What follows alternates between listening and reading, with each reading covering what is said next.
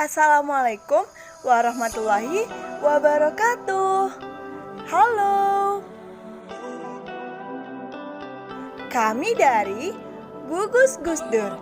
Gugus 7, semangat, pantang mundur. Kami siap mengikuti Aldeka 2021 dengan tema terciptanya karakter pemimpin berempati, sopan, dan amanah. Kami akan membahas mengenai organisasi dan kepemimpinan. Assalamualaikum warahmatullahi wabarakatuh. Saya Aisyah Triyansa, NIM 2003-044, akan menjelaskan tentang pengertian pemimpin. Pemimpin dan kepemimpinannya merupakan suatu yang tidak dapat dipisahkan dari kehidupan umat manusia dan berperan sentral dalam menjalankan roda organisasi. Bahkan, pemimpin dengan kepemimpinannya menunjukkan maju atau mundurnya suatu organisasi dan dalam lingkup lebih luas menentukan jatuh dan bangunnya suatu bangsa dan negara.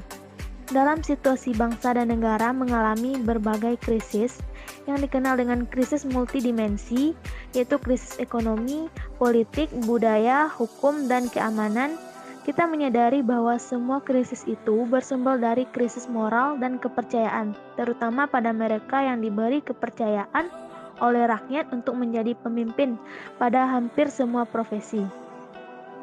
Krisis-krisis tersebut mengakibatkan krisis kepercayaan rakyat terhadap para pemimpinnya, karena para pemimpin belum berhasil membawa bangsa ini keluar dari krisis multidimensi yang berkepanjangan.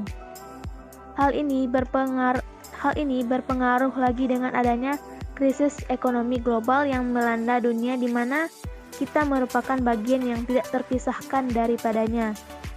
Dewasa ini kita tengah berada di era globalisasi yang bercirikan suatu interdependensi, yaitu saling ketergantungan, dan ditandai dengan saking canggihnya sarana komunikasi.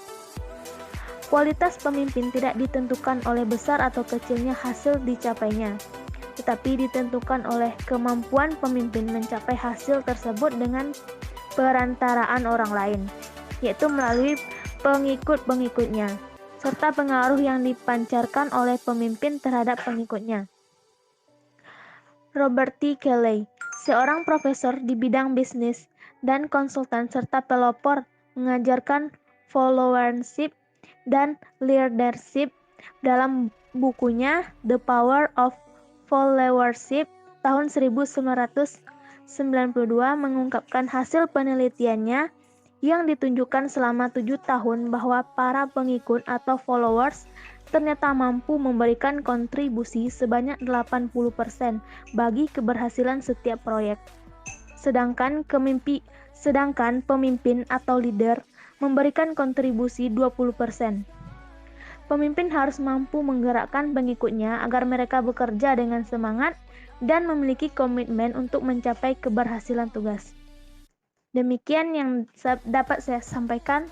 Assalamualaikum warahmatullahi wabarakatuh. Saya Deska Dwi Rahma Anggraini akan menjelaskan formasi organisasi. Yang pertama, idealis, yaitu suatu keyakinan atas suatu hal yang dianggap benar oleh individu yang bersangkutan, dengan bersumber dari pengalaman, pendidikan, kultur budaya, dan kebiasaan. Nah, dari sumber-sumber tersebut, akhirnya idealisme tumbuh secara perlahan di dalam diri seseorang. Orang yang ambisius dianggap orang yang punya banyak gagasan serta kokoh akan pendiriannya. Yang kedua, realistis, yaitu kondisi di mana seseorang merasa sudah tidak harus berpegang terhadap prinsip dasar, di mana setiap orang pasti memilikinya dari keluarga maupun lingkungan lainnya. Hal ini berbeda dengan idealis yang berarti prinsip atau ideologi seseorang yang mana sangat berpengaruh dalam setiap sisi kehidupan. Realistis merupakan mindset penuh perhitungan sesuai dengan kemampuan, bisa menyesuaikan ambisi dengan peluang yang ada. Yang ketiga, pragmatis, yaitu bertindak dengan memilih cara yang paling efektif. serta yang paling mudah untuk memenuhi tujuan dan target akhir. Baiklah, selanjutnya kita akan masuk ke pembahasan mengenai terbentuknya seorang pemimpin. Nah, terbentuknya seorang pemimpin ini dilandasi oleh dua teori. Yang pertama ada teori genitas dan juga teori sosial.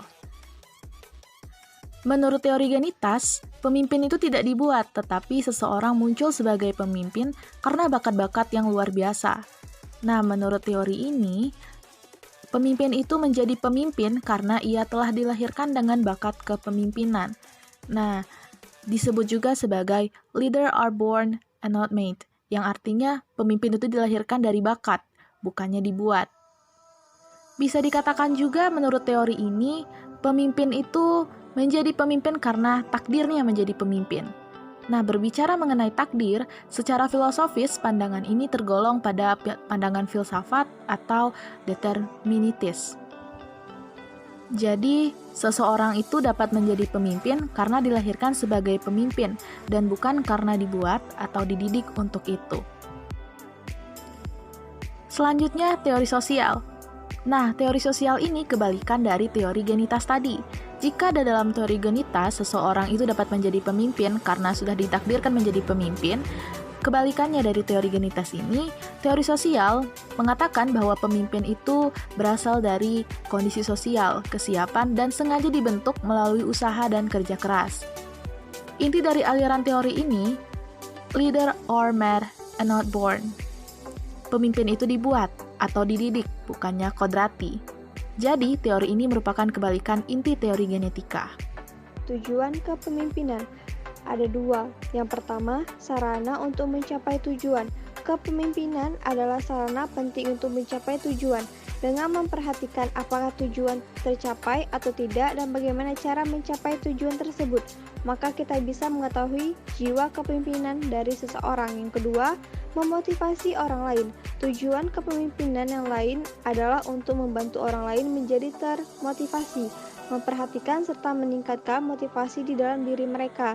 Dengan kata lain, pemimpin yang baik adalah pemimpin yang bisa memotivasi pengikut atau bawaan untuk mencapai tujuan yang diinginkan.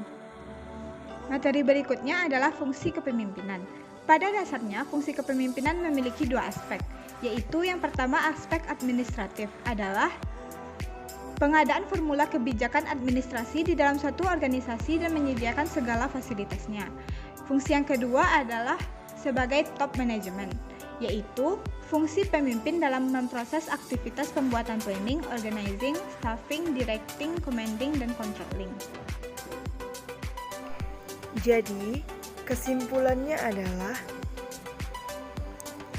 bahwa organisasi sebagai kesatuan sosial yang terdiri dari orang-orang atau kelompok yang berinteraksi satu sama lain.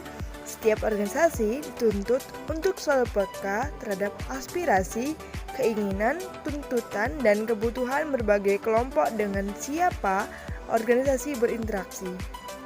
Nah, kepemimpinan itu adalah sesuatu yang wajib dalam kehidupan agar kehidupan menjadi teratur, berkeadilan, dan bisa ditegakkan sehingga tidak berlaku adanya hukum rimba. Terima kasih. Terima kasih juga untuk semua yang udah nonton. Terima kasih bagi teman-teman yang sudah mengikuti LDK tahun ini. Semoga kita bertemu di LDK tahun 2022 yang akan datang. LDK 2021 mempesona, lakukan hal nyata. Assalamualaikum warahmatullahi wabarakatuh. Bye.